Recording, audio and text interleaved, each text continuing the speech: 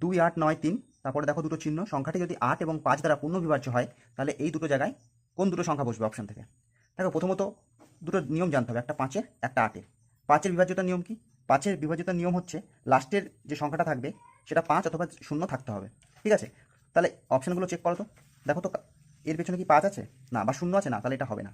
এর পেছনে 5 আছে মানে অঙ্কটা না, বা 0 আছে? না, তাহলে এটাও আমার হবে না। থাকলো সি আর ডি। এবার 5-এর নিয়ম, তাহলে 5-এর নিয়ম দিয়ে চেক করলাম, কিন্তু এখানে 0 আছে, এখানে 0 আছে, মানে এই দুটো অপশনের মধ্যে যে কোনো দুটো অপশন বসতে পারে। এবার আমরা 8-এর বিভাজ্যতার নিয়ম চেক করবো। 8-এর বিভাজ্যতা কি? 8 মানে আমরা কত জানি? 2-এর কিউব। 2-এর কিউব মানে লাস্টের তিনটে সংখ্যা, একটা দুটো তিনটে, 8 দ্বারা বিভাজ্য হতে হবে। আবার বলছি, লাস্টের তিনটে সংখ্যা 3 আর এই দুটো সিম্বল 8 দ্বারা পূর্ণ বিভাজ্য হতে হবে। তাহলে আমি যদি এখানে অপশন থেকে দুটো শূন্যকে বসাই, এটার জায়গায় 0, এটার জায়গায় 0, 300। 300 কি 8 দিয়ে পূর্ণ বিভাজ্য? না, 300 8 দিয়ে পূর্ণ বিভাজ্য না। যদি আমি এখানে 2 আর 0 বসাই তাহলে কত হবে? 320। দেখো 32, 8 দিয়ে 4টা 32। তাহলে একমাত্র অপশন ডি হবে আমার রাইট অ্যান্সার, যা কিনা 8 এবং 5 দ্বারা পূর্ণ